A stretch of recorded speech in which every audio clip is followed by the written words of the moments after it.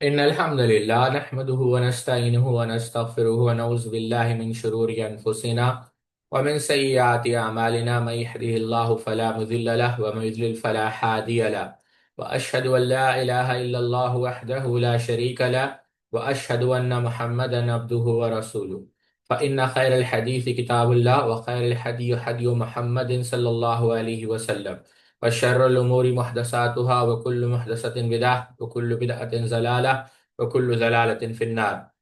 قال الله تبارك وتعالى في القرآن المجيد والفرقان الحميد بعد أن أقول أعوذ بالله السميع العليم من الشيطان الرجيم من همزه ونفخه ونفسه.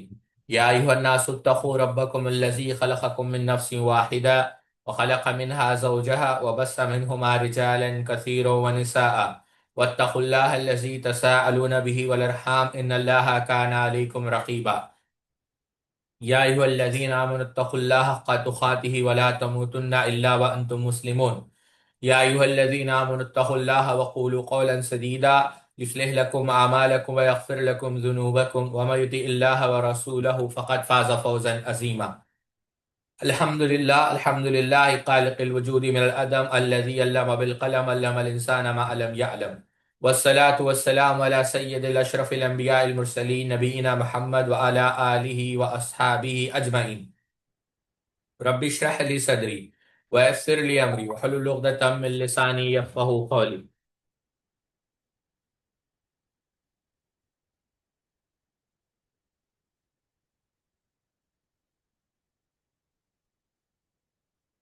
سبحانك لا علم لنا إلا ما علمتنا إنك أنت العليم الحكيم. تمام قسم کی تعریف، کبریائی اور بڑائی اللہ رب العزت کے لیے لائق و زیبا ہے، اور لاکھوں نہیں کروڑوں درود و سلام ہو تمام انبیاء کرام پر، خصوصاً اللہ کے رسول صلی اللہ علیہ وسلم پر۔ پچھلے درس میں ہم نے دیکھا کہ اہل بیت کا یہ حق ہے کہ ان پر صلاۃ و سلام بھیجا جائے۔ آج ہم دیکھیں گے خاص کر ام المؤمنین عائشہ صدیقہ رضی اللہ تعالی عنہا کے تعلقات اہل بیت سے، اہل بیت کی ان سے محبت اور ان کی اہل بیت سے محبت کیسی تھی۔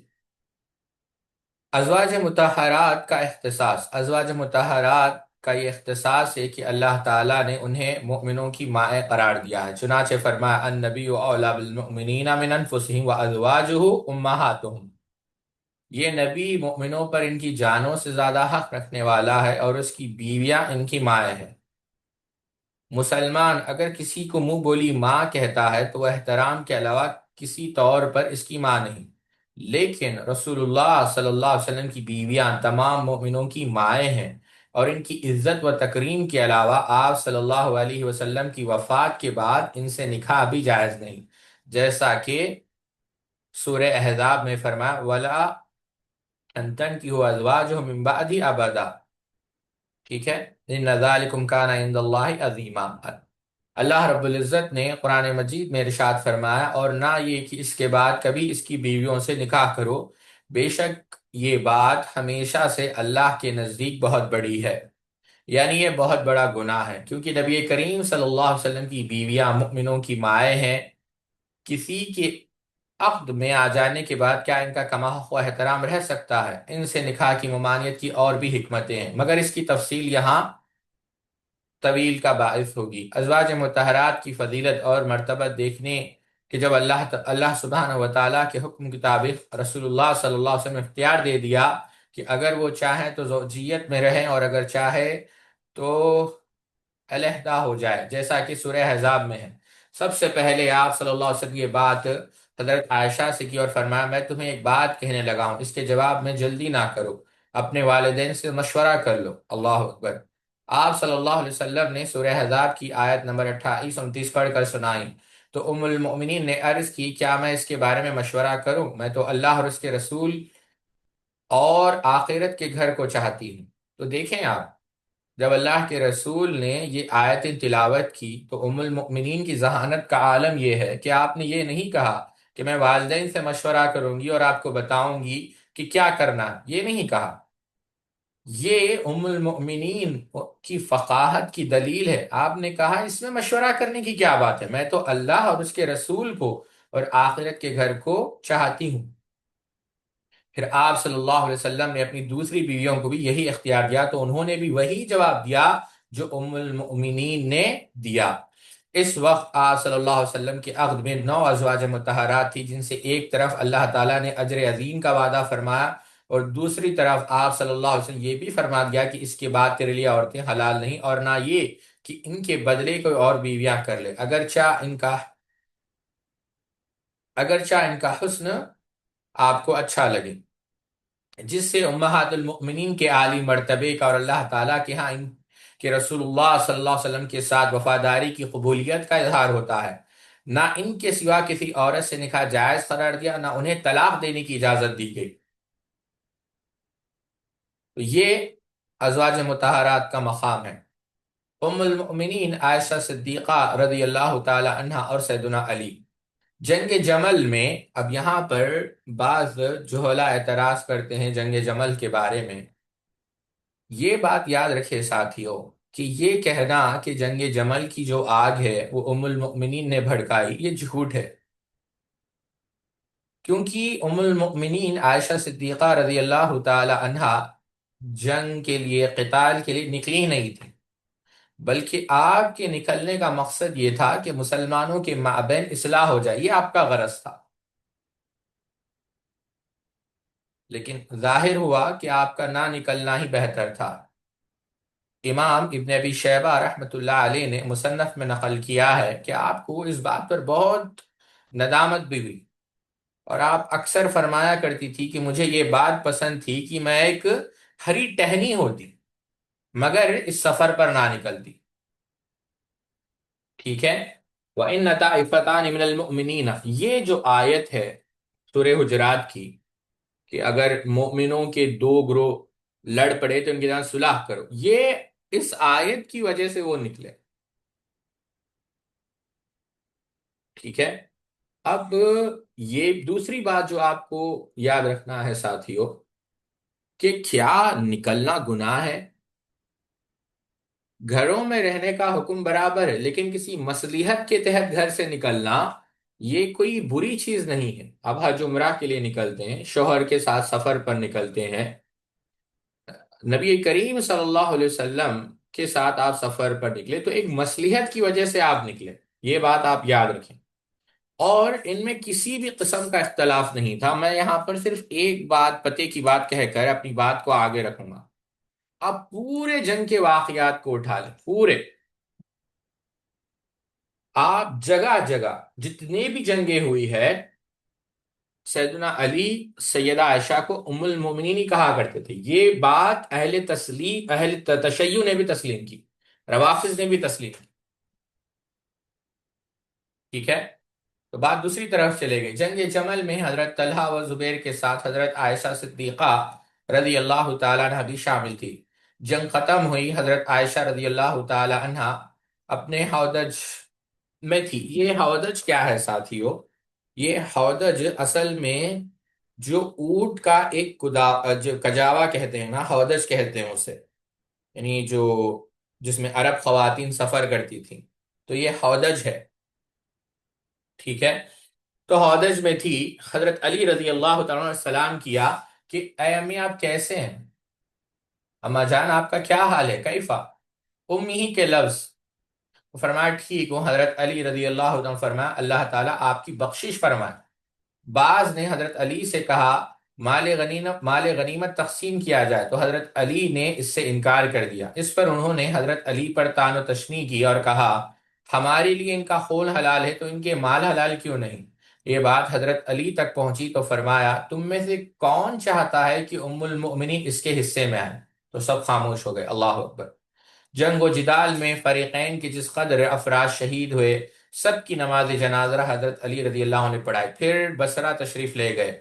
حضرت عائشہ رضی اللہ تعالی عنہا جس گھر میں ٹھہری ہوئی تھی، حضرت علی وہاں تشریف لے گئے، ملنے کی اجازت طلب کی، انہوں نے اجازت دی تو انہوں نے سلام عرض کیا تو حضرت عائشہ نے مرحبا کہا۔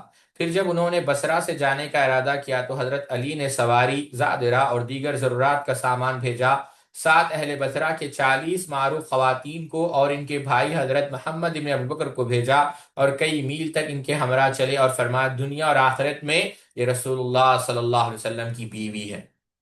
یہ کون تکریم کر رہے ہیں؟ امام ابن کثیر نے البدایہ والنہایہ میں لکھا، یہ کون تکریم کر رہے ہیں؟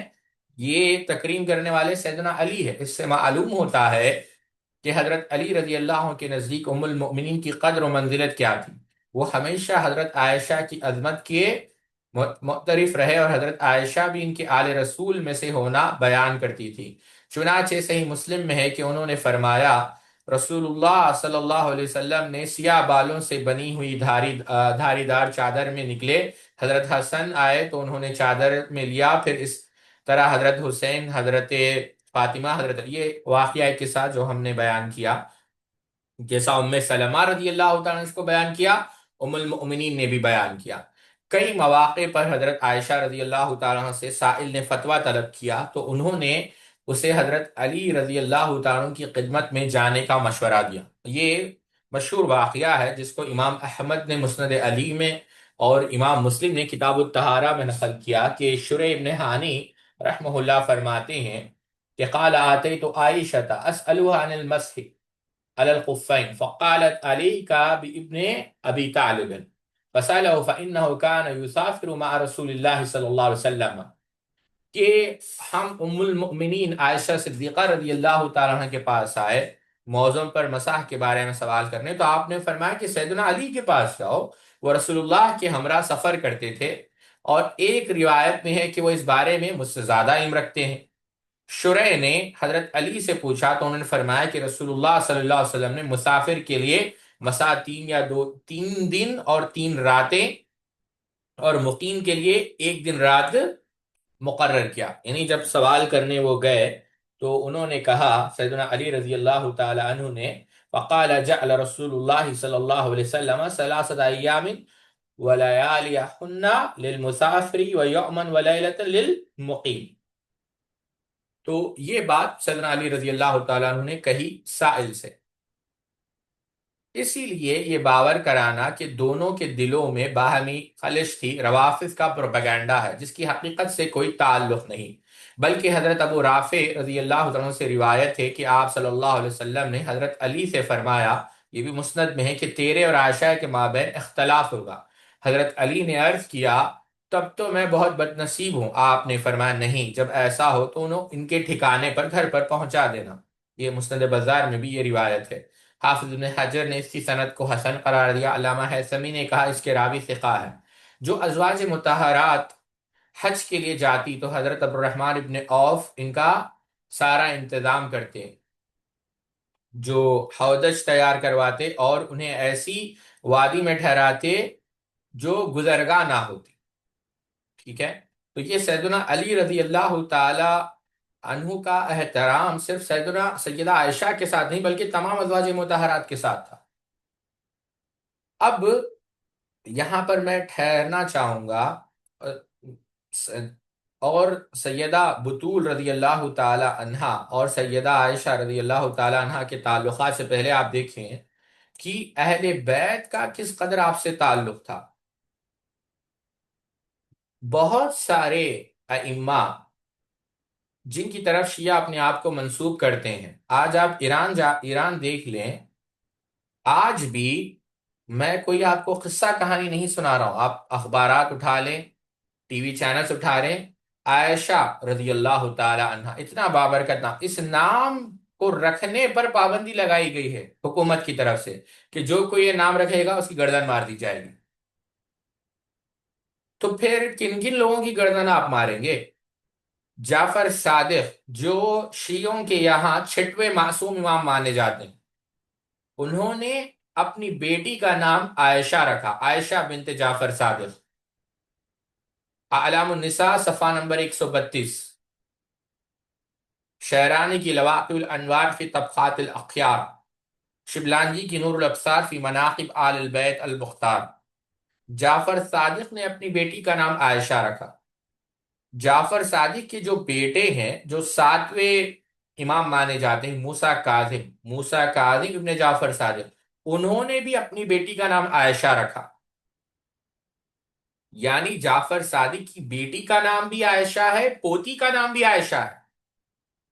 اس بات کو مفید نے کتاب الارشاد کے اندر، ابن انابہ نے عمدۃ الطالب کے اندر، عباس القمی نے منتہی الاعمال کے اندر، نعمت اللہ جزائری نے الانوار النعمانیہ کے اندر، ابو نصر البخاری نے سلسلات العلویہ کے اندر، تستوری نے رسالہ فی التواریخ آل نبی والآل کے اندر یہ بات نقل کی۔ ٹھیک ہے؟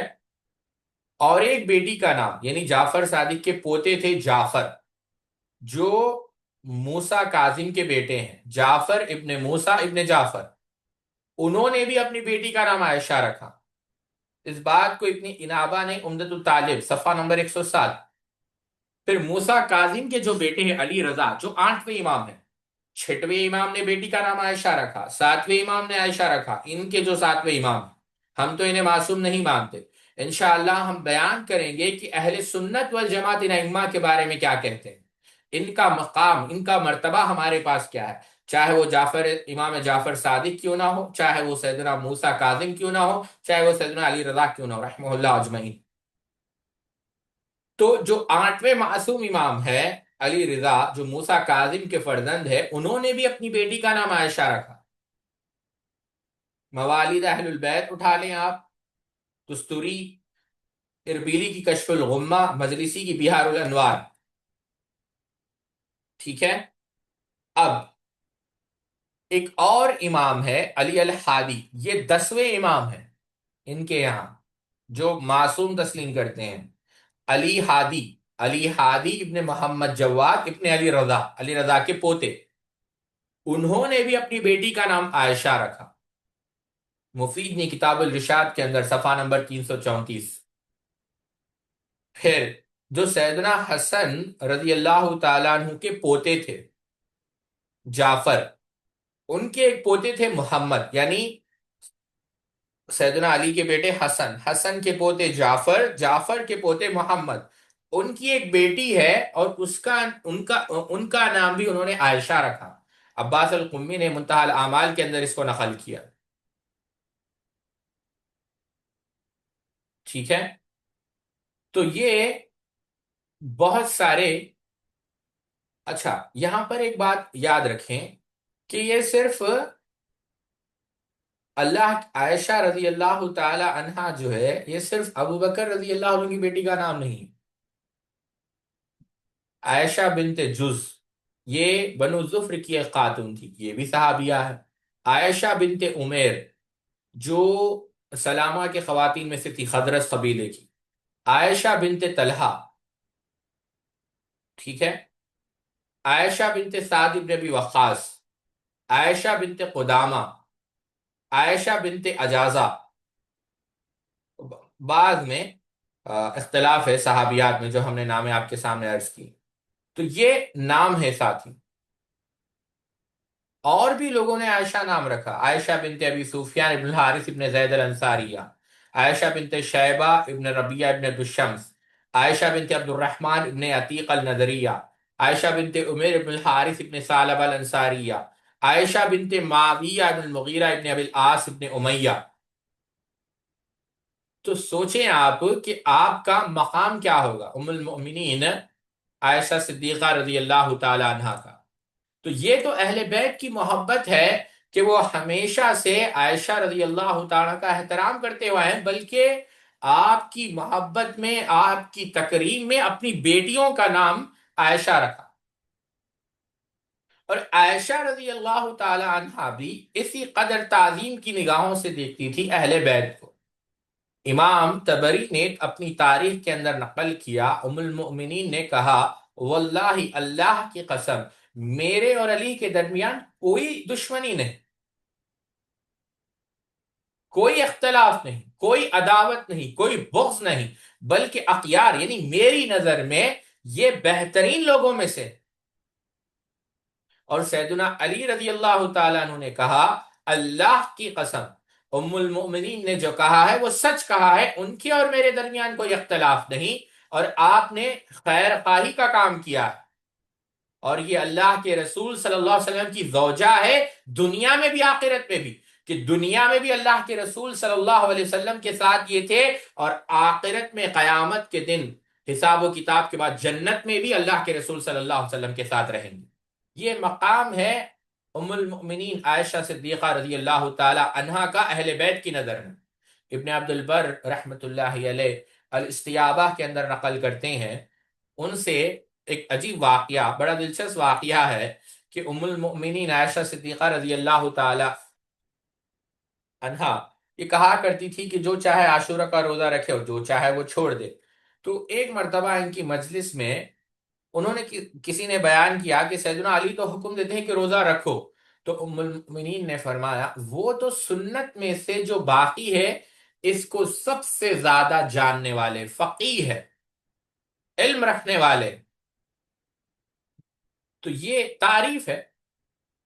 آپ امام ابو داؤد رحمۃ اللہ علیہ کی سنن اٹھا کر دیکھیں، شیخ نے بھی اس کو نقل کیا ہے، بلکہ امام حاکم رحمۃ اللہ علیہ نے مستدرک کے اندر نقل کیا کہ ام المؤمنین عائشہ صدیقہ رضی اللہ تعالی عنہا نے سیدہ فاطمہ کے بارے میں کہا کہ میں نے ان سے زیادہ صداقت والی، سچ بولنے والی کسی کو نہیں دیکھا سوائے ان کے والدین یعنی اللہ کے رسول صلی اللہ علیہ وسلم۔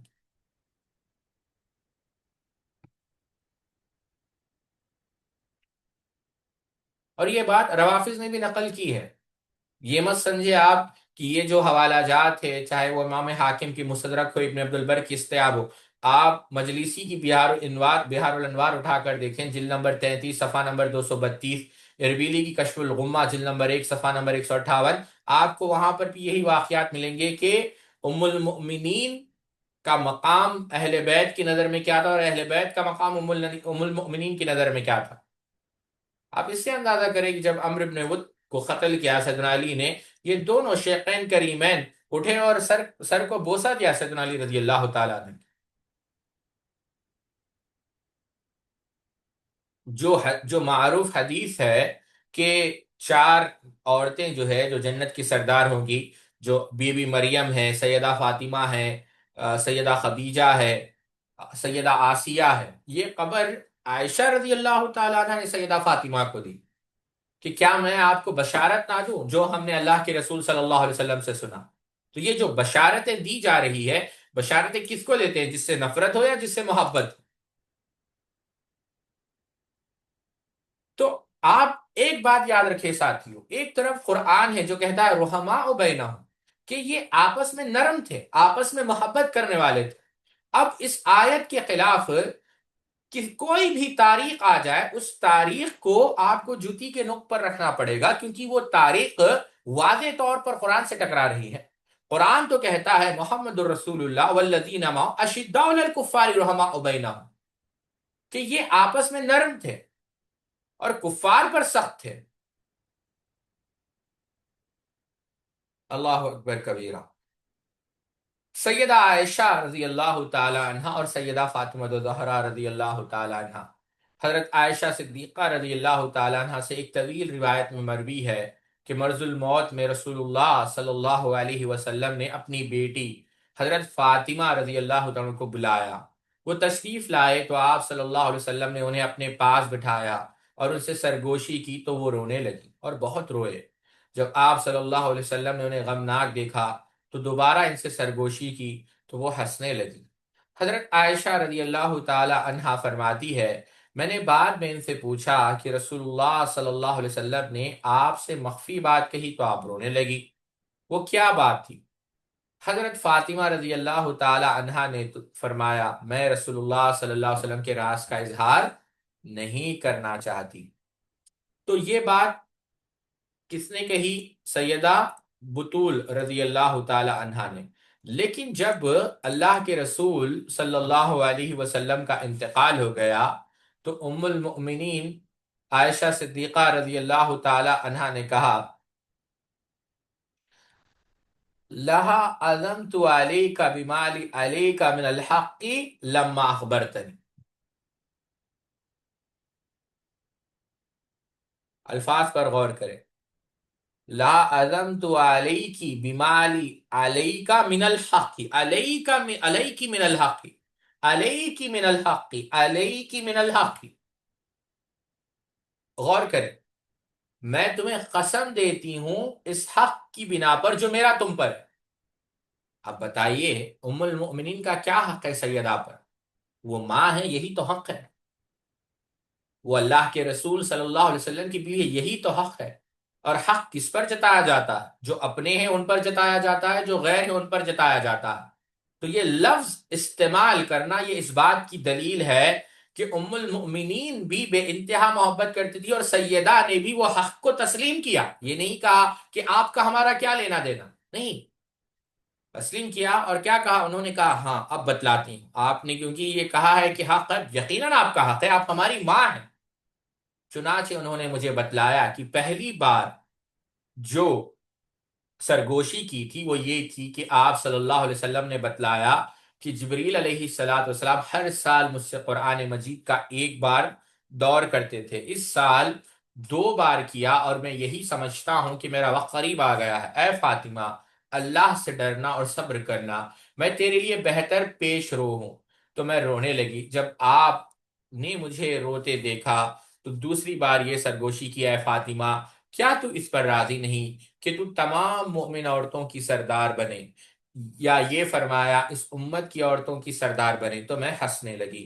غور فرمائیے کہ کیا وہ حق تھا جسے جتلاتے ہوئے حضرت عائشہ نے حضرت فاطمہ کو قسم دلائی؟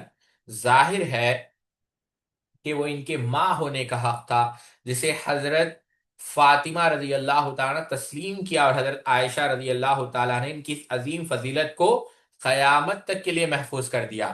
سیدہ عائشہ رضی اللہ تعالی عنہا سیدہ فاطمہ رضی اللہ تعالی عنہا کے بارے میں فرماتی ہے۔ اب یہ روایت بھی آپ دیکھیں، سنن ابو داؤد میں ہے، کہتی ہے ام المؤمنین عائشہ صدیقہ رضی اللہ تعالی عنہا: ما رأيت أحدا كان أشبه سمتا وحديا ودالا، وقال الحسن حديثا وكلاما ولم يذكر الحسن الصمت والهدي والدالة برسول الله صلى الله عليه وسلم من فاطمة كرم الله وجهها، كانت إذا دخلت عليه قام إليها فأخذ بيديها وقبلها وأجلسها في مجلسه، وكان إذا دخل عليها قامت إليه فأخذت بيديه فقبلته وأجلسته في مجلسها۔ ام المؤمنین بیان کرتی ہے کہ میں نے رسول اللہ صلی اللہ علیہ وسلم سے حیت، طریقہ، چال ڈھال اور نرم سلوک کرنے میں، بات کرنے میں، گفتگو کرنے میں از روئے مشابہت فاطمہ رضی اللہ تعالی عنہا سے بڑھ کر کسی کو نہیں دیکھا۔ یہ ہے ان کی عظمت، قدر، منزلت کا اعتراف سیدہ عائشہ کی زبانی رضی اللہ تعالی عنہا۔ اگلے صفحے پہ جائیں۔ صحابہ کرام نہیں، پیچھے جائیں، شاید آپ تھوڑا آگے آگے، ہاں نہیں نہیں ٹھیک ہے، چلیں اگلے صفحے پہ جائیں۔ صحابہ کرام اور دیگر اہل بیت، یہ تو ہم نے آپ کے سامنے عرض کیا، پھر بھی ہم آگے بس تکرار کر کر آگے بڑھتے ہیں۔ سیدنا ابو بکر اور اہل بیت، سیدنا ابو بکر رضی اللہ عنہ کا فرمان ہے: اللہ کی قسم والذی نفسی بیدہ، رسول اللہ صلی اللہ علیہ وسلم کے رشتہ دار سے اچھا سلوک کرنا مجھے اپنے رشتہ داروں کے ساتھ اچھا سلوک کرنے سے زیادہ پسند ہے۔ صحیح بخاری۔ حضرت عبداللہ ابن عمر رضی اللہ عنہ بیان کرتے ہیں کہ سیدنا ابو بکر نے فرمایا: اللہ کے رسول صلی اللہ علیہ وسلم کے اہل بیت کا خیال اور لحاظ رکھو۔ اللہ کے رسول صلی اللہ علیہ وسلم کا جو خیال اور لحاظ آپ کے اہل بیت میں رکھو، یعنی ان کی تعظیم کرتے رہو اور انہیں تکلیف نہ پہنچاؤ، ان کی طرف کسی بری بات کی نسبت نہ کرو۔ آپ صلی اللہ علیہ وسلم نے فرمایا ہے کہ والدین کی وفات کے بعد ان کے دوستوں سے حسن سلوک والدین کے ساتھ صلہ رحمی اور بہت بڑی نیکی ہے۔ اس بنا پر غالباً حضرت ابو بکر نے فرمایا کہ جو عزت و احترام ہم آپ صلی اللہ علیہ وسلم کا کرتے تھے، اب اس کا لحاظ ان کے اہل بیت میں رکھو۔ حضرت عقبہ ابن حارث فرماتے ہیں کہ حضرت ابو بکر عصر کی نماز پڑھی، پھر باہر نکلے تو انہوں نے دیکھا حضرت حسن بچوں کے ساتھ کھیل رہے، تو انہوں نے حضرت حسن کو کاندھے پر بٹھا لیا اور فرمایا: میرا باپ تجھ پر صدقے، اللہ کے رسول کے مشابہ ہے، علی کے مشابہ نہیں۔ یعنی سیدنا حسن اللہ کے رسول کے جیسے ہے، سیدنا علی کے جیسے ہیں۔ یہ بات سن کر سیدنا علی رضی اللہ عنہ ہنس رہے تھے، صحیح بخاری۔ تو دیکھیں آپ، اہل بیت اور صحابہ، سیدنا عمر اور اہل بیت، حضرت عباس جب مسلمان ہوئے تو سیدنا عمر رضی اللہ عنہ نے کہا اللہ کی قسم جس روز آپ اسلام لائے تھے، آپ کا اسلام قبول کرنا مجھے زیادہ محبوب تھا میرے والد خطاب کے اسلام لانے سے، اگر وہ ایمان لے آتے، اس لیے کہ میں جانتا ہوں کہ آپ کا اسلام لانا رسول اللہ صلی اللہ علیہ وسلم کو زیادہ محبوب تھا خطاب کے اسلام لانے سے، اگر وہ اسلام لے آتے۔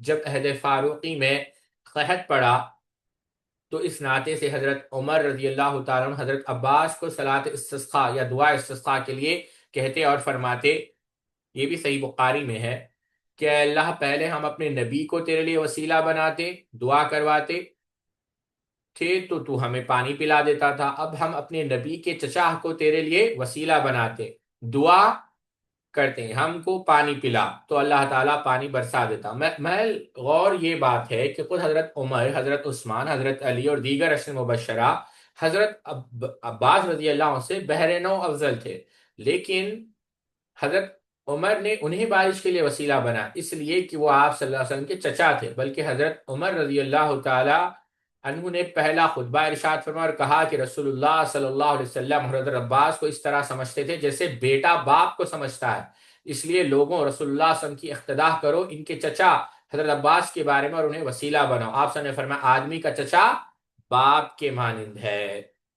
حافظ ابن حجر نے وہ دعا بھی ذکر کی ہے جو اس وقت حضرت عباس نے کی تھی۔ ابن حجر نے اس حدیث کی شرح میں آخر میں لکھا ہے کہ اس حدیث سے، اس واقعے سے نقطہ یہ پتا چلا، اگلے صفحے پہ جائیں، کہ حضرت عباس کے اس قصے سے یہ فائدہ حاصل ہوتا ہے کہ اہل خیر اور نیک لوگوں سے اور نبی کریم صلی اللہ علیہ وسلم کے اہل بیت سے دعا کروانا مستحب ہے۔ شیخ الاسلام نے تیمیہ نے بھی اقتداء الصراط المستقیم کے اندر کہا اس لیے فقہاء کرام نے فرمایا ہے کہ اہل خیر اور اہل دین سے بارش کی دعا کرنا مستحب ہے، اور افضل یہ ہے کہ وہ نبی کریم صلی اللہ علیہ وسلم کے اہل بیت میں سے ہو۔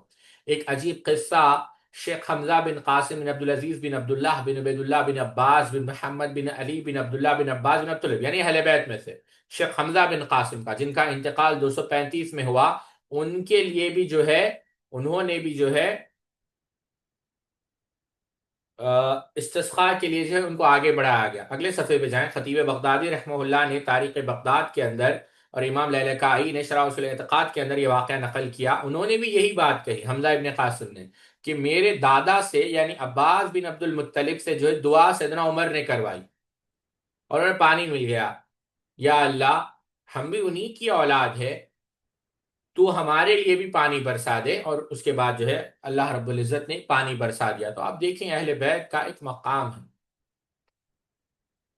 اسی لیے دوسرے اہل خیر کے ہوتے ہوئے بھی اہل بیت سے دعا کروانا افضل ہے، جیسا کہ شیخ الاسلام ابن تیمیہ نے لکھا ہے، اور یہ اہل بیت کی بہت بڑی فضیلت ہے۔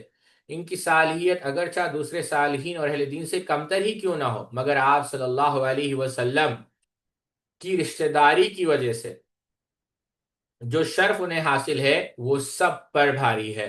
حضرت واصلہ ابن اسقا رضی اللہ عنہ کی وہ روایت جس کو امام مسلم رحمۃ اللہ علیہ نے کتاب الفضائل میں نقل کیا، ان اللہ اصطفى کنانۃ من ولد اسماعیل واصطفى قریشا من کنانۃ واصطفى من قریش ببنی ہاشم واصطفانی من بنی ہاشم، کہ اللہ رب العزت نے اسماعیل علیہ السلام کی اولاد میں سے کنانہ کو منتخب کیا، کنانہ سے قریش کو منتخب کیا، قریش سے بنو ہاشم کو منتخب کیا، اور بنو ہاشم سے میرا انتخاب کیا۔ یاد رہے کہ اللہ کے رسول صلی اللہ علیہ وسلم سے عدنان تک کا نسب نامہ محدثین اور اصحاب سیر کے ہاں متفق علیہ ہے۔ عدنان سے اوپر حضرت ابراہیم علیہ السلام تک کا نسب مختلف ہی ہے۔ آپ صلی اللہ علیہ وسلم عدنان کے مابین 20 واسطے ہیں اور 21 پر عدنان ہیں۔ پھر آپ صلی اللہ علیہ وسلم اور کنانہ بن خزیمہ کے مابین 13 واسطے ہیں۔ پھر آپ صلی اللہ علیہ وسلم اور قریش تک 10 واسطے ہیں۔ قریش دراصل لقب ہے، اصل نام کیا ہے؟ فہر۔ پھر آپ صلی اللہ علیہ وسلم اور بنو ہاشم کے درمیان 2 واسطے ہیں، محمد ابن عبداللہ ابن عبد المطلب ابن ہاشم ابن عبد مناف، آپ جانتے ہیں۔ تو یہ کنانہ قریش ہاشم کی تاریخ میں کیا خصوصیت خدمات تھی جن کی بنا پر ان کا انتخاب کیا، یہ جاننے کے لیے شارحین سیرت انسائکلوپیڈیا پڑھیں، یہ کتاب ہے، آپ وہ پڑھ سکتے ہیں، وہ چھپی ہے۔ مقصد یہ تھا کہ حضرت اسماعیل علیہ السلام کی اولاد میں سے رسول اللہ صلی اللہ علیہ وسلم کا نسب سب سے افضل و اعلیٰ ہے۔ حضرت عائشہ صدیقہ رضی اللہ تعالی عنہ سے مروی ہے کہ اللہ کے رسول صلی اللہ علیہ وسلم نے سیدنا جبریل علیہ الصلاۃ والسلام سے نقل کیا، وہ فرماتے ہیں خلبت المشارق الارض ومغاربها فلم ارى رجلا افضل من محمد صلی اللہ علیہ وسلم ولم ارى بنی اب افضل من بنی ہاشم۔ کہتے ہیں اللہ اکبر، آپ الفاظ غور کریں، خلبت مشارق الارض ومغاربها فلم ارى رجلا افضل من محمد صلی اللہ علیہ وسلم ولا ارى بیتا افضل من بیت بنی ہاشم۔ میں زمین کے مشرق و مغرب میں پھرا ہوں۔ کون کہہ رہے ہیں؟ جبریل علیہ الصلوۃ والسلام۔ مشارق بھی دیکھ لیے، مغارب بھی دیکھ لیے، مشرقین مغربین، لیکن میں نے اللہ کے رسول صلی اللہ علیہ وسلم سے افضل کسی شخص کو نہیں دیکھا۔ یہ کون کہہ رہے ہیں؟ یہ وہ کہہ رہے ہیں جنہوں نے تمام انبیاء کو دیکھا، فرشتوں کو دیکھا، جنات کو دیکھا، مخلوقات کو دیکھا۔ بعدس خدا تو ہی بزرگ، قصہ مختصر، کس میں جرت ہو کوئی مدح ماہی کیا لکھتا، ذکر عاجز ہے الفاظ نے دم توڑ دیا۔ اور پھر شوق ثنا لے کر سعدی اٹھا، اس نے بعدس خدا تو ہی بزرگ قصہ مختصر لکھ کر قلم توڑ دیا۔ یعنی اللہ کے رسول صلی اللہ علیہ وسلم کا مقام یہ ہے کہ خدا کے بعد اگر کسی کا مرتبہ ہے تو وہ مصطفیٰ کا صلی اللہ علیہ وسلم۔ تو جبریل کہتے ہیں کہ مشرق اور مغرب میں پھرا ہوا ہوں، آپ سے بہتر کسی کو دیکھا ہی نہیں ہے، اور بنو ہاشم کے گھر سے کسی کا گھر افضل دیکھا ہی نہیں۔ دیکھیں نا، اللہ اکبر، یہ فضیلت ہے اہل بیت کی کہ روح زمین پر ان سے افضل کوئی گھر ہے ہی نہیں۔ پورے گھر، چاہے وہ بادشاہوں کے ہو، چاہے وہ صالحین کے ہو، محدثین کے ہو، مجتہدین کے ہو، فقہا کے ہو، لیکن وہ تمام مفضول ہیں، افضل اہل بیت کا گھر۔ علامہ سیوطی نے، حافظ ابن حجر نے پوری اس کی سند پر جو بحث کی اور کہا ہے کہ یہ سند جو ہے قابل اعتبار ہے اور وہ آپ پڑھ سکتے ہیں، ٹھیک ہے۔ بلکہ ایک اور روایت جو امام حاکم رحمت اللہ علیہ نے نقل کی اور آپ نے بارہا سنی درسوں کے اندر، کل سبب و نسب منقطع یوم القیامت الا سببہ و نسبہ، یعنی ہر جو نسب ہے، جو میرے واسطے ہیں، میرے نسب ہے، قیامت کے روز سب واسطے اور نسب ختم ہو جائیں گے، سوائے کس کے؟ اللہ کے رسول صلی اللہ علیہ وسلم کے نسب کے۔ یہی وہ حدیث ہے جس کی بنا پر حضرت عمر فاروق رضی اللہ تعالی عنہ نے حضرت علی رضی اللہ تعالیٰ عنہ سے ان کی صاحبزادی حضرت ام کلثوم رضی اللہ تعالی عنہا سے نکاح کا مطالبہ کیا تھا، تاکہ میرا تعلق واسطہ قیامت کے روز بھی اللہ کے رسول صلی اللہ علیہ وسلم سے قائم رہے۔ چنانچہ حضرت علی ابن حسین زین العابدین فرماتے ہیں کہ حضرت عمر نے حضرت علی سے ان کی بیٹی ام کلثوم کا رشتہ طلب کیا، تو حضرت علی نے جواب دیا کہ میں نے اپنے بھائی جعفر کے بیٹے عبداللہ کے لیے رشتہ محفوظ کیا ہے۔ حضرت عمر نے فرمایا اس کا رشتہ مجھ سے کر دے، اللہ کی قسم میں اس کی ایسی حفاظت رکھوں گا کہ کوئی دوسرا ایسی حفاظت نہیں رکھ سکے گا۔ اس پر حضرت علی نے حضرت ام کلثوم کا نکاح ان سے کر دیا۔ حضرت عمر اس خوشی میں مہاجرین کے پاس گیا اور فرمایا تم مجھے مبارکباد کیوں نہیں دیتے؟ انہوں نے پوچھا کس چیز کی مبارک؟ حضرت عمر نے فرمایا ام کلثوم بنت علی یعنی بنت فاطمہ بنت رسول اللہ صلی اللہ علیہ وسلم سے نکاح کیا۔ میں نے رسول اللہ صلی اللہ علیہ وسلم سے سنا ہے کہ قیامت کے دن ہر رشتہ، ہر نسب و سبب کیا ہے؟ ختم ہونے والا ہے۔ کل سبب و نسب منقطع یوم القیامت الا سببہ و نسبہ، کہ قیامت کے دن ہر نسب سبب منقطع ہو جائے گا سوائے میرے نسب و سبب، یعنی اللہ کے رسول صلی اللہ علیہ وسلم۔ کتب انساب میں بھی اس نکاح کا ذکر ہے، بلکہ شیعوں کی معتبر کتاب الکافی، الاستبصار، تہذیب الاحکام وغیرہ میں بھی اس نکاح کا ذکر ہے۔ خطیب الاسلام مولانا محمد صدیق فیصل آبادی نے اس پر ایک مستقل کتاب ام کلثوم بنت علی فاروق اعظم کے نکاح میں کے نام سے لکھی اور بحث کا حق ادا کر دیا۔ یہ کتاب ڈھونڈے آپ، بہت اچھی کتاب ہے، اور یہ مولانا محمد صدیق فیصل آبادی رحمۃ اللہ علیہ، ان کی جو کتابیں ہیں بہت ہی مفید ہے ساتھیوں، خاص کر جو انہوں نے شیعہ کے خلاف لکھی۔ یہ نام نوٹ کر رکھ لیں۔ اس ضروری تفصیل کا مقصد بس اتنا ہے کہ ایک تو اس سے آپ صلی اللہ علیہ وسلم کے نسب کی عظمت واضح ہوتی ہے، اور دوسرا یہ کہ اس میں حضرت فاروق اعظم کو اس نسب سے جوڑنے کا داعیہ اور آپ کے رشتہ داروں کی عزت افزائی اور قدردانی کا واضح ثبوت ہے۔ حضرت فاروق اعظم رضی اللہ تعالیٰ عنہ نے آپ صلی اللہ علیہ وسلم کی رشتہ داری کا احساس رکھتے ہوئے جب مال غنیمت اور مال فیض سے صحابہ اکرام کے حصے مقرر کیے تو اہل بدر کے لیے 5,000 درہم مقرر کیے۔ حضرت علی کو بھی 5,000 دیے گئے، اور ان کے ساتھ حضرت حسنین کو بھی 5,000 دیے، حالانکہ سیدنا حسن اور سیدنا حسین اس موقع پر پیدا ہی نہیں ہوئے تھے۔ حضرت عمر نے ایسا کیوں کیا؟ بیان کرتے ہیں ان دونوں کو اس مرتبے کی بنا پر جو انہیں رسول اللہ صلی اللہ علیہ وسلم کے نواسے ہونے کی وجہ سے حاصل تھا۔ علاوہ اس کے ازواج مطہرات کے لیے 12,000 درہم اور حضرت عباس کے لیے 12,000 درہم سر مقرر ہوئے۔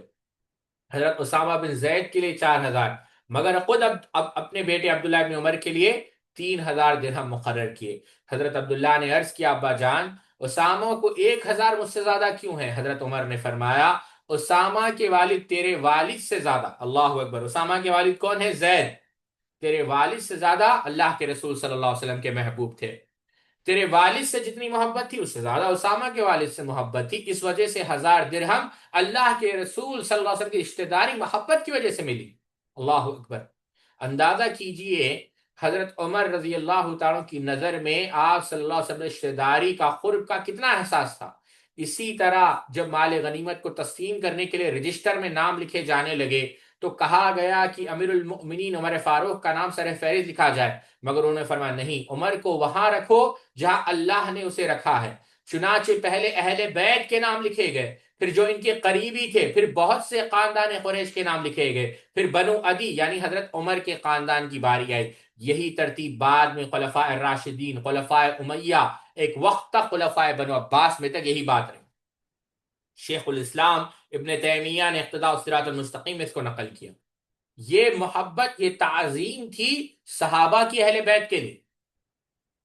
حضرت عمر رضی اللہ تعالیٰ اور سیدنا حسین، اسی نوعیت کی ایک بات یہ بھی دیکھیں کہ حضرت عمر ممبر پر تشریف فرما تھے کہ حضرت حسین آئے اور کہنے لگے میرے باپ کے ممبر سے اتریے اور اپنے باپ کے ممبر پر جائیے۔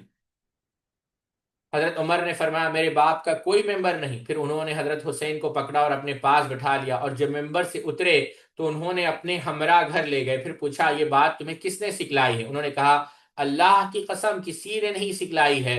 پھر حضرت عمر نے فرمایا بیٹا کاش تم ہمارے پاس آتے جاتے رہو۔ چنانچہ ایک روز حضرت حسین حضرت عمر کے ہاں تشریف لے گئے، مگر وہ حضرت معاویہ سے محو گفتگو تھے۔ حضرت عبداللہ بن عمر بھی